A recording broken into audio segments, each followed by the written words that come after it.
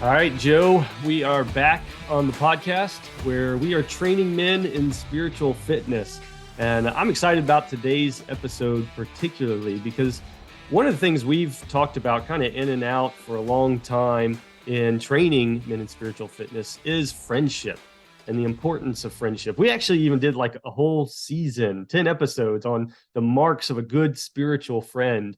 And I don't know about you, but I've kind of heard back from a few guys on that, and one that it was helpful. It was good to have an aim for what kind of friends should you be looking for in life. But one of the follow-up questions I get a lot is, how do I find these kind of guys? How do I find the kind of good friendships that I want in my life as a man who is growing? And I think that's a valuable question that we all need to ask. How do we go out and find friendships like this? And I think we're going to attempt to begin to answer that question here today in this episode, because the path, I think, for most guys to finding those kind of friends, the kind of friend you're looking for, is probably, Joe, becoming a good friend yourself, right?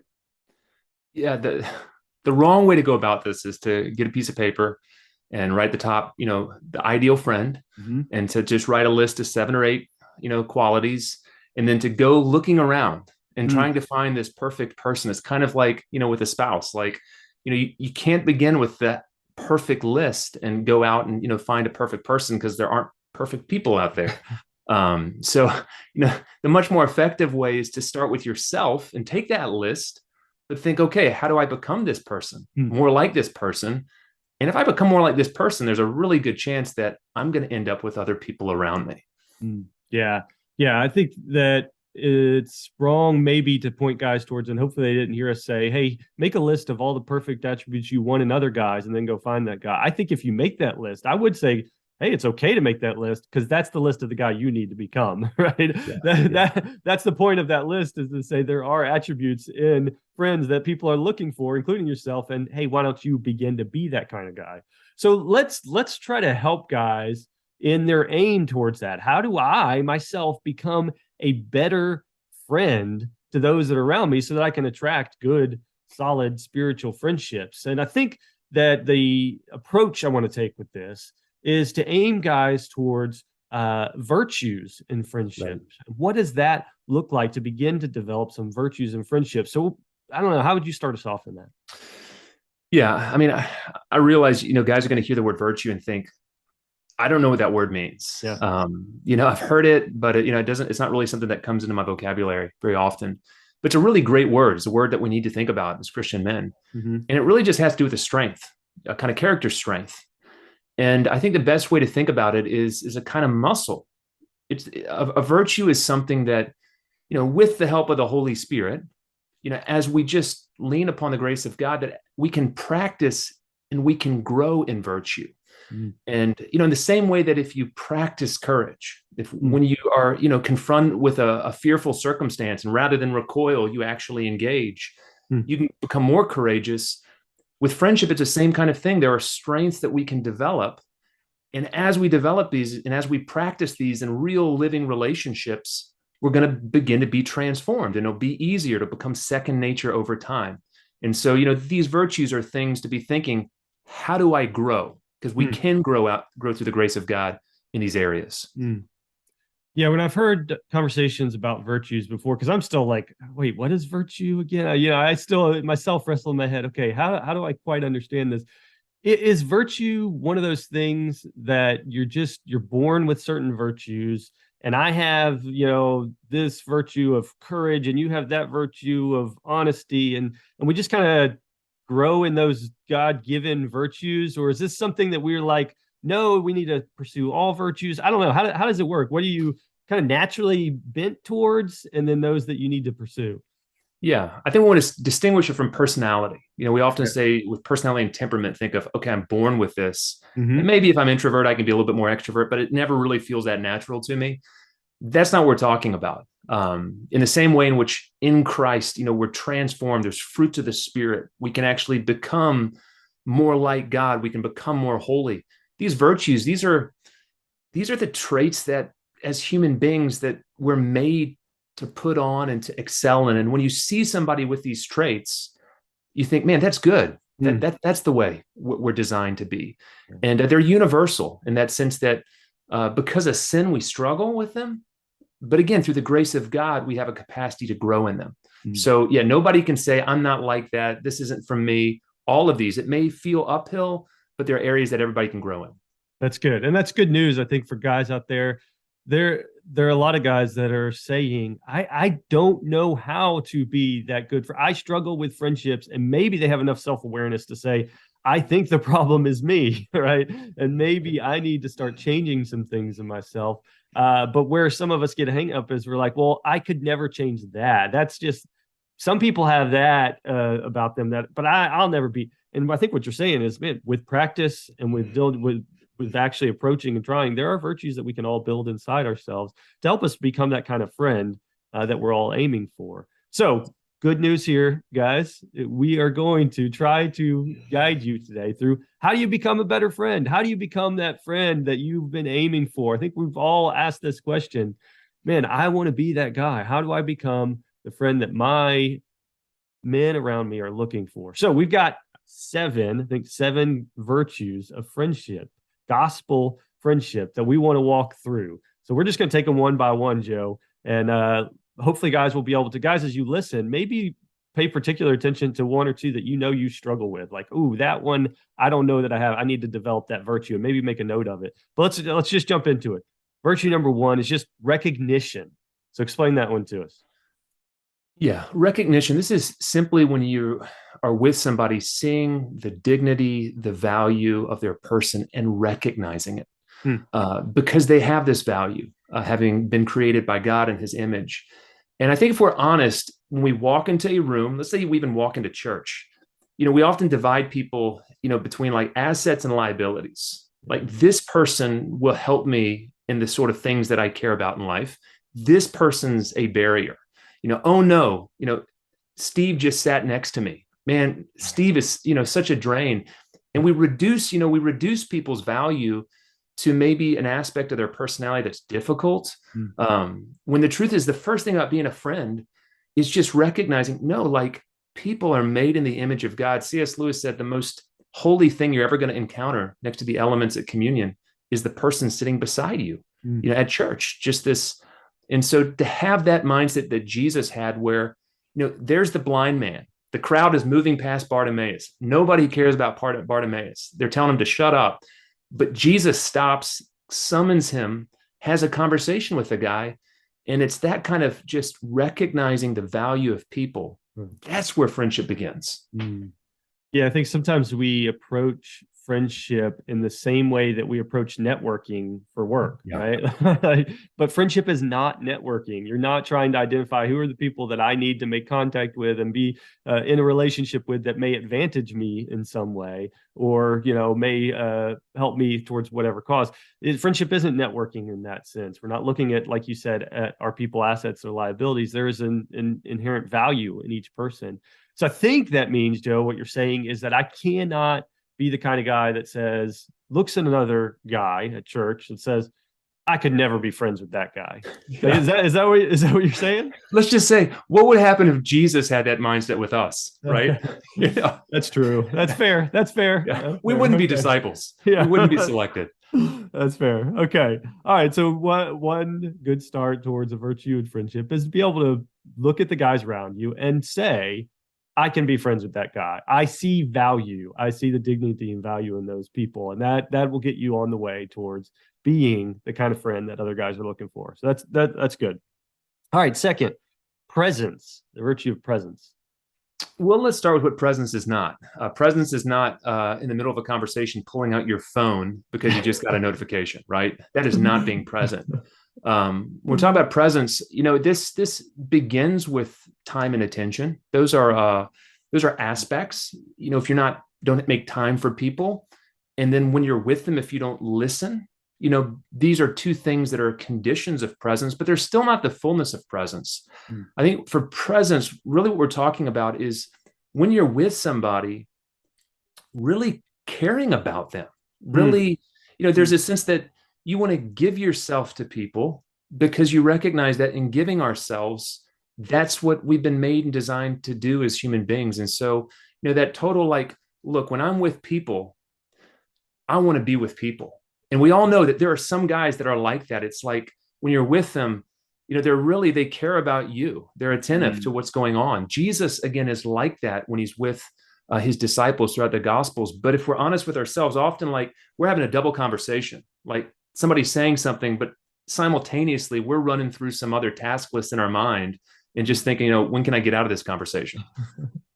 Yeah, there is a sense in which I do tell guys, like, time is one of the most important elements of developing friendship. Like I say that often. If you are, in your 30s and your 40s and you realize, and man, I don't have any friends, you need to double down on time. Like, it's going to Yeah. take time to develop friendships. And we've talked before about, if you want to go from acquaintance to a casual friend, I think it's like 50 hours of Yeah. time together, and then 100 hours if you want to go from casual friend to a real friend, and then it's like more than 200 hours if you want to become really close friends with someone. So time is an important element. However, I think what you're saying, Joe, is time alone, just time by itself, can't get us to gospel friendships, because you can spend 200 plus hours together complaining about work, and you have not become good gospel friends, right? You can spend 200 plus hours, just gossiping or whatever. Like that's not what we're aiming for. So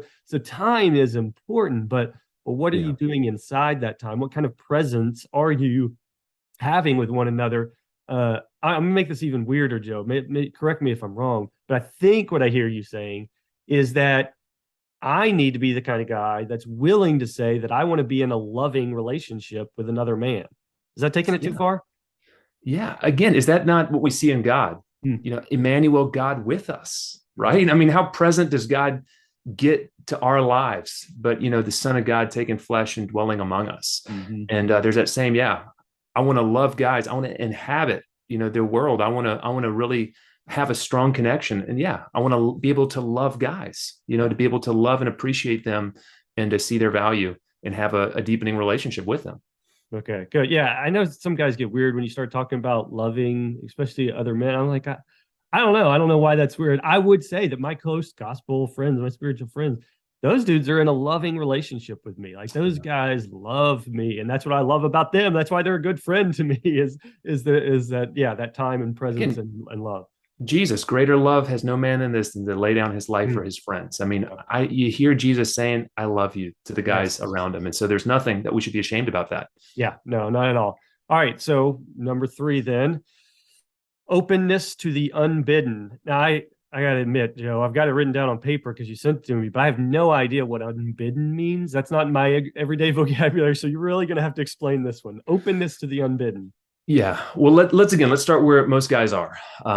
Okay, you want the friendship. You realize I gotta get a certain number of hours. You're a typical male brain. You're strategizing. You're thinking, okay, if I'm gonna get to my 50 hours, this is how I'm gonna have to meet for coffee or whatever. But when you meet with somebody, it's an entirely controlled environment.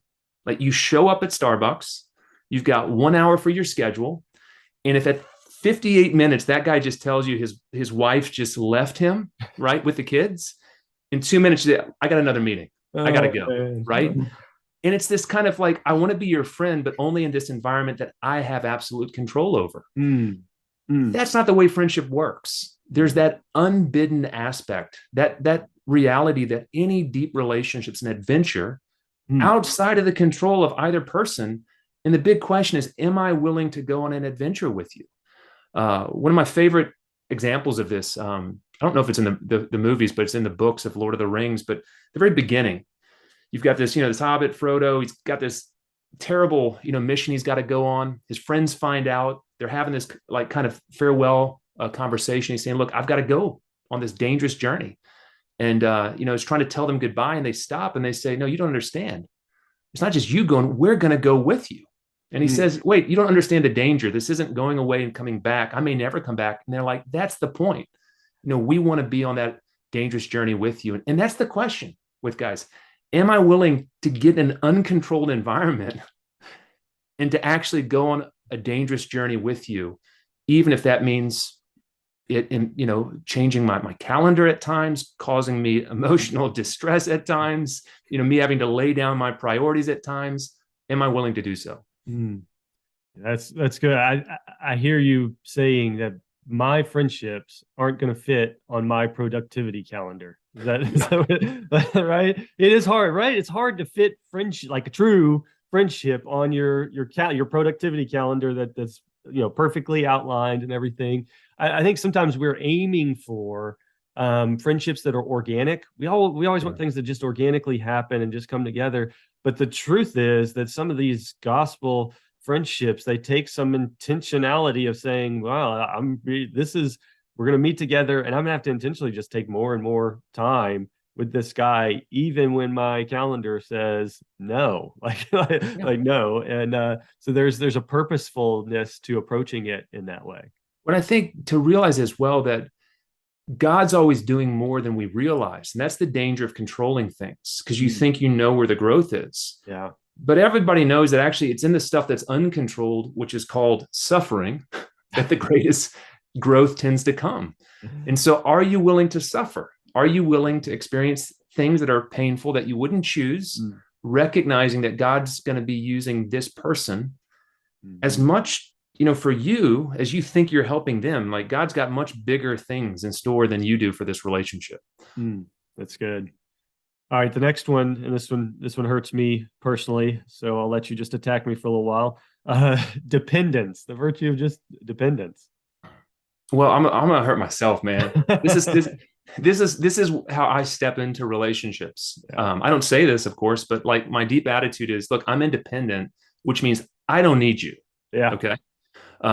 So in the same way that, we divide, you go in a hospital, you got the doctors and you got the patients. I arrogantly walk around the world, with my doctor's, kind of garb on, thinking that I don't need people. I'm there to help people. I'm independent. I'm not dependent. And, that's a childish mindset. We know that God's made us all disabled. None of us has the ability to do and be everything we need to do and be on our own. In Paul's image, we're a single body part.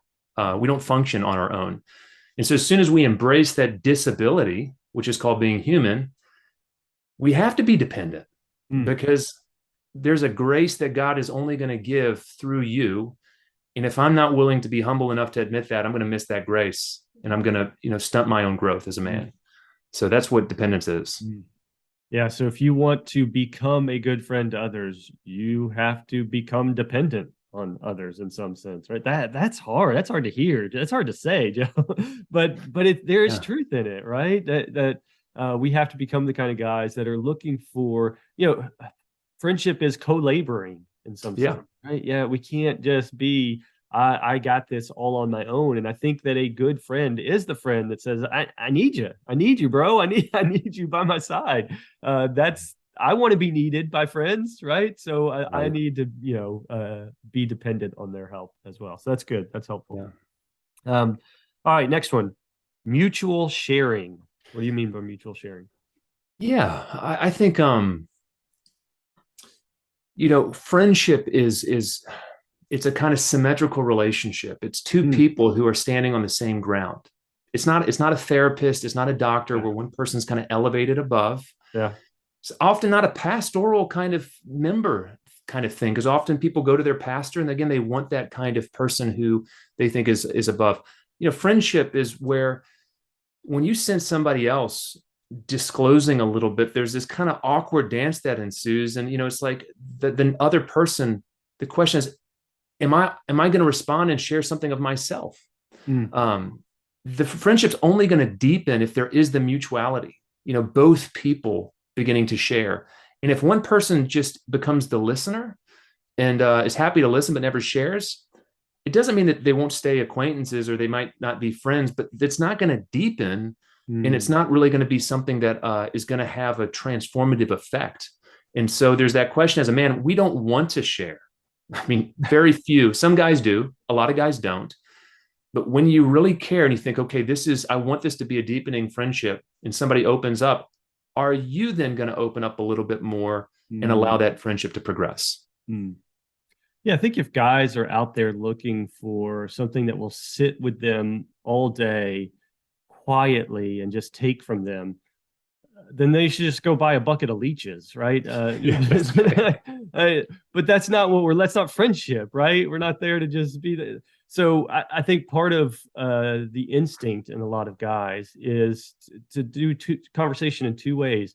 Either you sit there with another guy and you hear them and you don't respond. If you respond anyway, you just say, well, I'll pray for you. Like, I'll hear you. I hear you. I hear you. And I'll pray for you. And that's good. We need to pray for one another, but we don't ever interact with it in any way. Or the other way we do it is we hear them, and then we're solution oriented. So we jump in with, okay, well, here's what you need to do. I think if we can practice this, if we can start to practice when we hear guys expressing a struggle or something they're going through, to be able to respond with, oh, I have a similar struggle. Like that's the mutuality there, right? And hearing someone, and when you truly hear someone, you're hearing an echo of yourself in some sense, an echo of your own struggles. And you can identify with that. And to be able to express that to guys like, oh man, I have struggled in a similar way. And there's mutuality there. You're on an even playing field now. And yes, pray with one another. Yes, help each other solve the problems. All of those things are good. But nobody's looking for a leech to just sit there and suck them dry. Like you actually got to interact in some sense. When I think, guys need to be honest with themselves and ask, am I the guy that just likes to puke all over people? I mean, that I never listen. And so mutuality for the person that never stops talking is shutting up and actually listening. But then there's the other guy who's just silent. And I mean, he'll listen all day, but he never wants to share anything. And man, you got to have the courage to actually talk. And so both figuring out what's my, how am I out of balance? And then, figuring out what does it look like for me to give space for that other person. That's really helpful, Joe, because I can definitely look at some of the friendships that I share, and some of them are, man, I'm friends with some talkers, and they can just talk and talk. And I am by default, I'm quiet, and so I'll just sit there and listen. I can look back on those friendships where it's just one guy talking, one guy listening. We get together, but I don't think we've grown at all. Like, I don't think anything's changed. It's just the same old every time. It just, hey, I'll sit and listen while you sit and, blabber all day. And so you're right. Yeah, if there's something to men who are actually in a gospel friendship together that are growing, there's got to be mutual. You got to shut up at some point if you're that guy that talks all the time. And other guy, if you're generally, used to just staying quiet, you got to speak up. There's mutuality there. Yeah. So that's good. That's good. That's helpful. All right. Number 6, progressive self-disclosure. What do you mean by progressive self-disclosure? Yeah. Okay. Well, I think one of the things that scares men is when you start talking about vulnerability and sharing, is this kind of background question. Does this mean that like I have to talk about everything I've ever been through, like taking all my dirty laundry, putting it out there? And honestly, I don't think that's the most important thing with gospel friendship. It's a wonderful passage in John 15. And, we've been there before in this podcast, but where Jesus is talking, no longer do I call you, he doesn't refer to his disciples as servants. He refers to them as friends. And this friendship, he talked about his friendship saying, all that my Father has revealed to me, I've made known to you. Now for us here, I think what's so interesting is, for Jesus, the most intimate part of his life was his relationship with his Father. And so that's what he was sharing with his friends. And I think the most important thing is this self-disclosure we're talking about is Christian men. There might be moments where, we have to talk about a hard thing from our past or, a deep sinful struggle, but it's our relationship with God. Like if we're not willing to go there and talk to the men around us, about God, what he's teaching us, our struggles in that relationship, then the most intimate part of our soul we're keeping from them. And that's going to inhibit the quality of a gospel friendship. So are you sharing Christ with each other? That's the kind of the deepest intimacy that we want to develop as Christian friends. That's good. I would push back a little bit in saying, I have said that I think that one of the most important aspects, not most important, but if you want to be a good friend to other guys, part of that is just being what I would say is an amateur historian. In other words, you need to be skilled at learning about the history of guys and what has made you who you are, and to, kind of over time uncovering the scars that your friends have, because they're feeding the sin that they're falling into.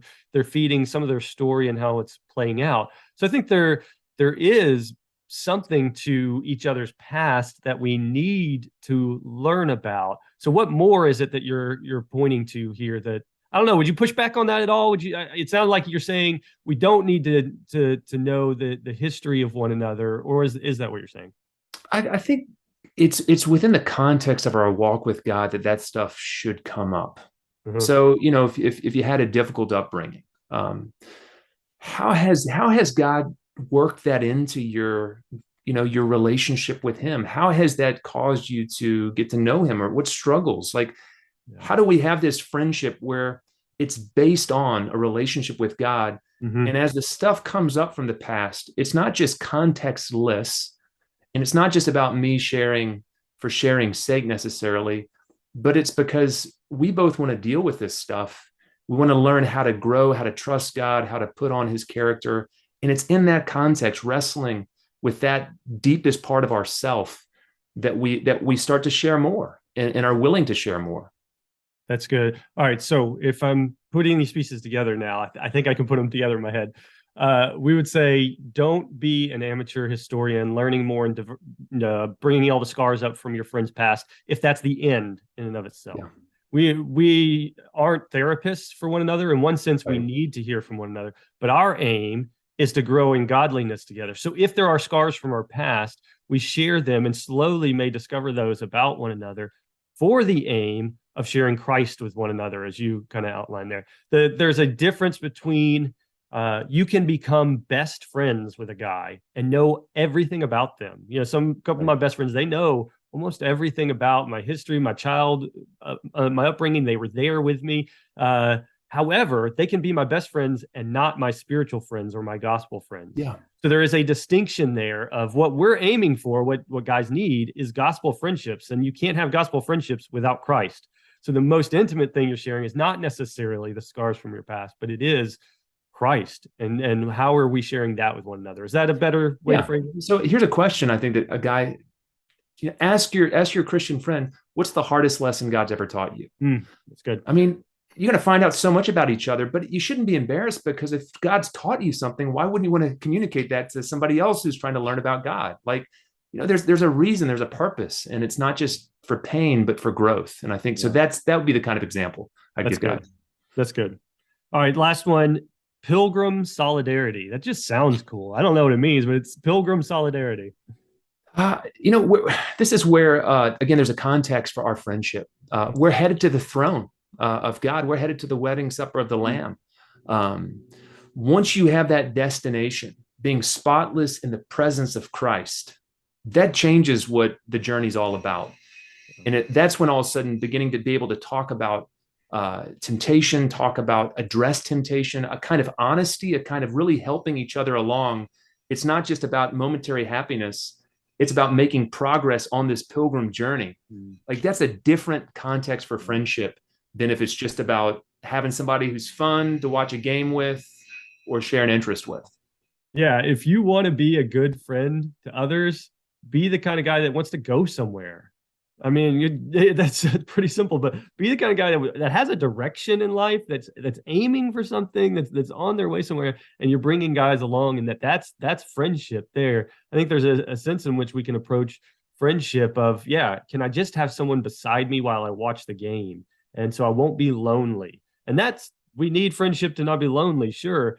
But I think true gospel friendship has an aim, has a direction. There's a pilgrim. There's a pilgrimage. I love that idea of being on a pilgrimage together. That's the kind of guy you need to be. Is, hey, I'm aiming for something, and I'm looking for guys to go alongside, to be those co-laborers, to be those guys that are going to be in the ups and downs of all that with me. So I like that a lot. All right, Joe. So we've named then 7 virtues now for gospel friendship. Where would you start, guys? For a guy that's out there saying, I want to become a friend that has these virtues, where should guys begin? Yeah. This is a huge theme, I think, for us at Cross Training. I think, we are training guys in, simple routines, bodily discipline, spiritual friendship. Yeah. And so, we come back to this again and again. And so the first place I would point guys is we did a whole season on spiritual friendship. Listen to those episodes, but from the point of view that we've been talking about, not taking them and going out and finding one person that somehow, has all these traits. As you get a clear model of spiritual friendship, excel, grow as a friend, develop the virtues of gospel friendship. And if you become the kind of person we've just been describing, who listens and shares, who's present, who recognizes the worth of people, who isn't trying to control the relationship, what's going to happen is you're going to be surrounded by friends. You got to start to have people want to be around that kind of person. And so you will find yourself not lonely, but deepening in relationships. Yeah, and I'll post. What I'll do is I'll post these 7 things on our blog, so you can go to our website, and I'll that way the list is available for you to see. And guys, what I'd say is a good next step is for you to look at that list and then begin to practice. How do you get better? What's your next step? Identify those virtues which you don't have or are weakest in, and practice. You need deliberate practice of doing these things. So identify 1 or 2 and say, all right, I'm going to dedicate myself to being a better friend in this way. And that's a great start. And yes, continue to engage with some of the stuff we have at Cross Training, because we're not going to stop talking about friendship and the importance of good spiritual friendship. So hope this has been helpful for you guys. But y'all go to the blog, read these 7 virtues, identify where you're weak, and begin to grow. And join us next week, and we'll talk more about training and spiritual fitness.